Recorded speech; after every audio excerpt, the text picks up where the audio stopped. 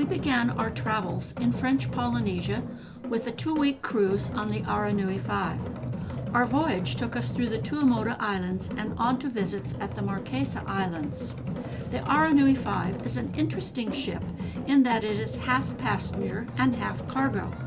Passengers were welcomed aboard and registered in traditional Polynesian style.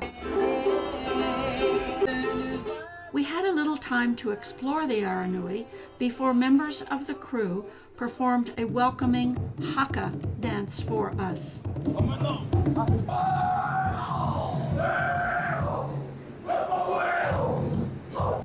Well, we didn't want them to do all the work, or we didn't want them to have all the fun.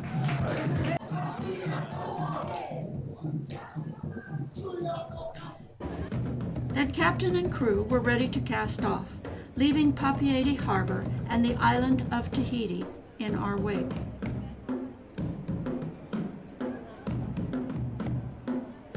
Meanwhile, we sat down to a 3-course luncheon, complete with wine, and got to know some of our fellow passengers. Our first stop was Whakarava Atoll in the Tuamotu archipelago. Only small sandy islands ring the colorful lagoon where the ARANUI anchored. Cargo and passengers were discharged at a very small pier. Polynesian drumbeats set a happy pace for our stroll through the tiny village. We loved being surrounded by our favorite tropical flowers, like the fragrant frangipani, and the riot of red-orange blossoms of the flame tree next to the church. Instead of flowers, however, the church was decorated with lovely groups or strands of seashells. The road was short and the tropical sun was hot. We were happy to stop back in the town park and listen to the upbeat local rhythms while waiting for the barge to take us back to the ship.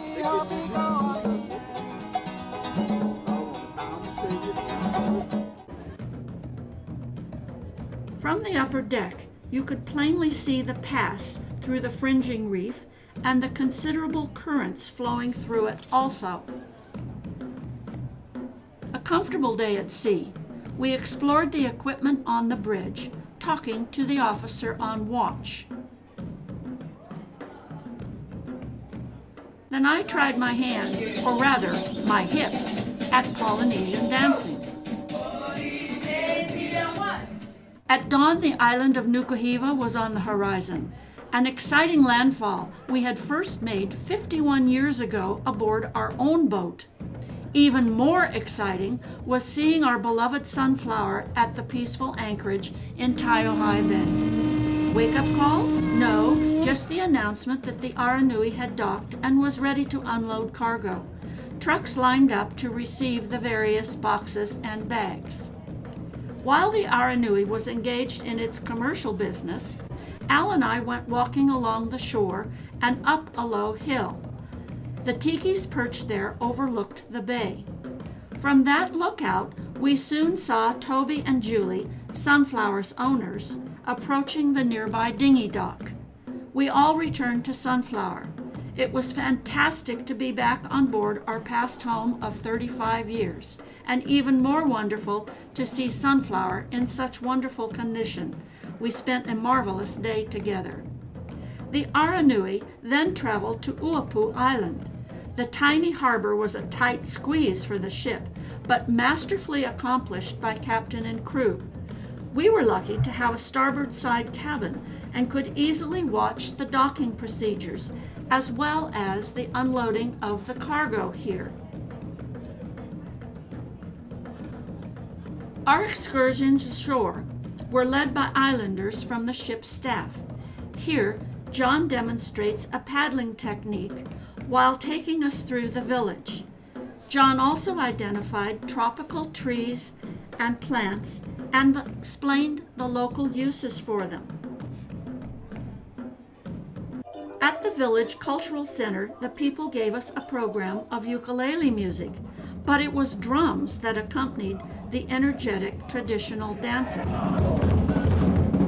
A fierce-looking Marquesan warrior led us to displays of native handicrafts.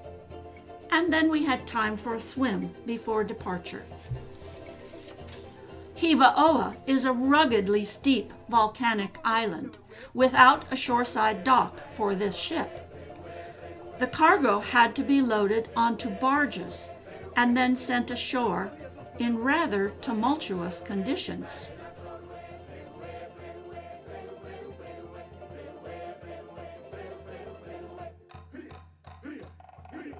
Watch this crewman leap ashore. At least some of the freight could just be thrown onto the barge. Now, passengers had to brave these seas to go ashore, too. Thankfully, there were strong and skilled crewmen to help us at the landing, and all went well. Trucks took us up into the hills to the largest archaeological sacred site in the Marquesas, Te I'ipona. The sacrificial stone altars and important stone tiki statues are being protected from degradation due to the weather. We walked back to the beach, passing typical houses and getting cheerful greetings.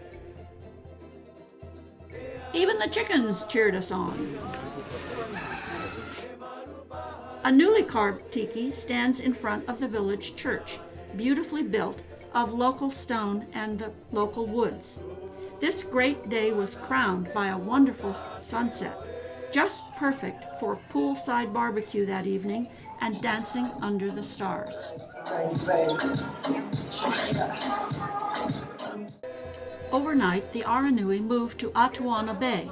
We met in the lounge before departing by bus into the Misty Hills to visit a cemetery where Paul Gauguin is buried. This artist lived in Atuana until his death in 1903. The museum there has a full collection of Gauguin's paintings, all reproductions, that reflect the island life and its people. Much of that lifestyle remains today, with smiling people, lots of music, and a continuation of traditional handicrafts, albeit mostly done for the tourist trade these days. Tapa cloth is made by beating strips of tree bark into paper-like sheets. The sheets are dried before being painted with Polynesian designs. One of my favorite times on the ARANUI was when a group of islanders came aboard to teach us how to make coronas, the leaf and flower crowns they all wear. Ladies arrived with bags of flowers and leaves.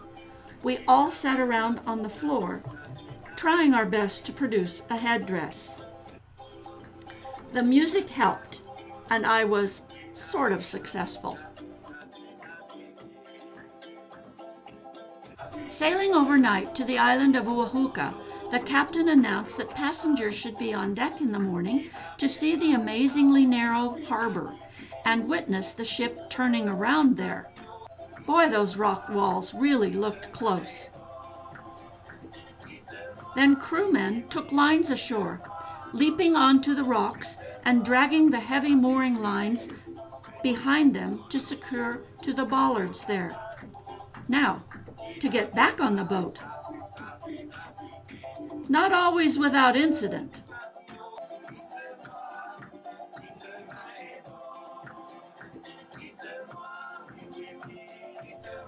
Fortunately, there was a small landing at the head of the bay for the passengers to use.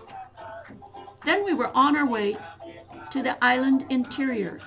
Our guides led us through the botanical gardens with information about the various trees and plants growing there.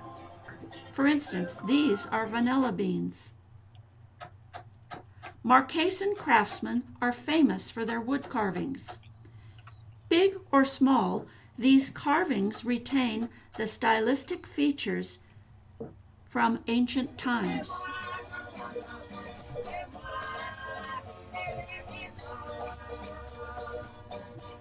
Reversing procedures with the lines seemed a much easier business using the sturdier passenger barges.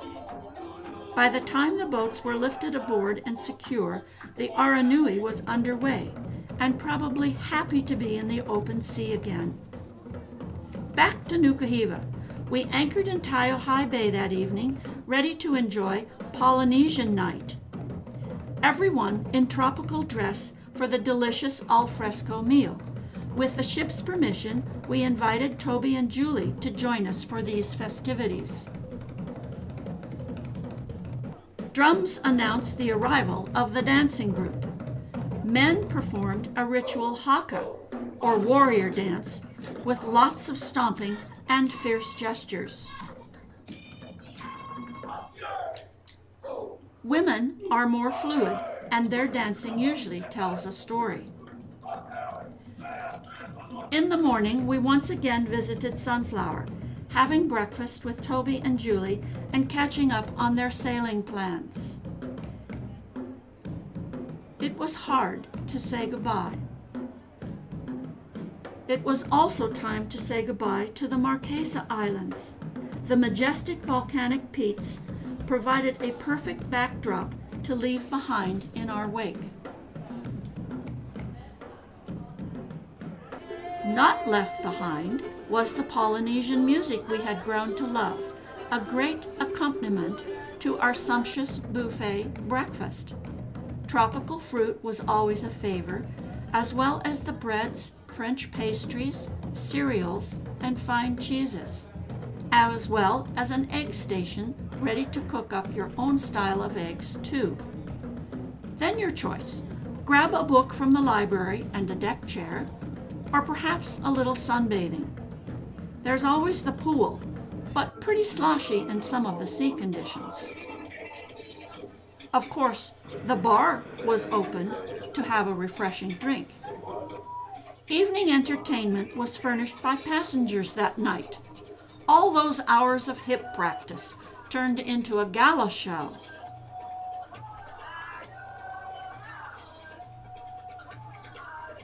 Much appreciated by the somewhat captive audience. Then it was the teacher's turn.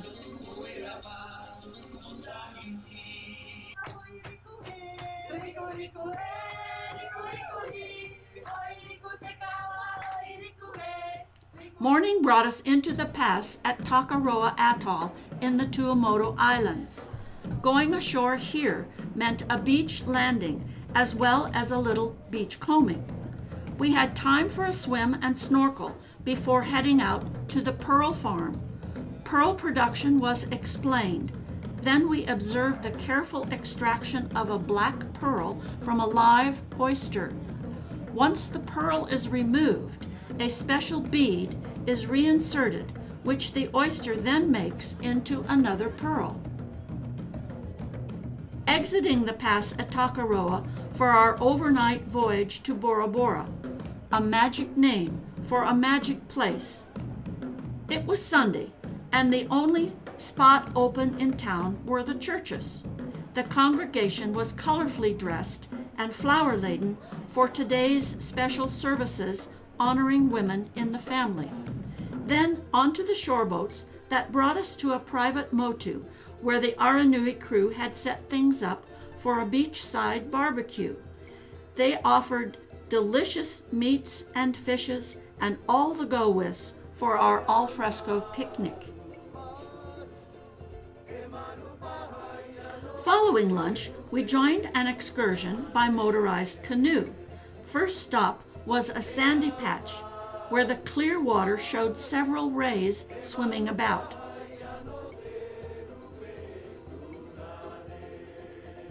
You could join them in the water or just watch them being fed.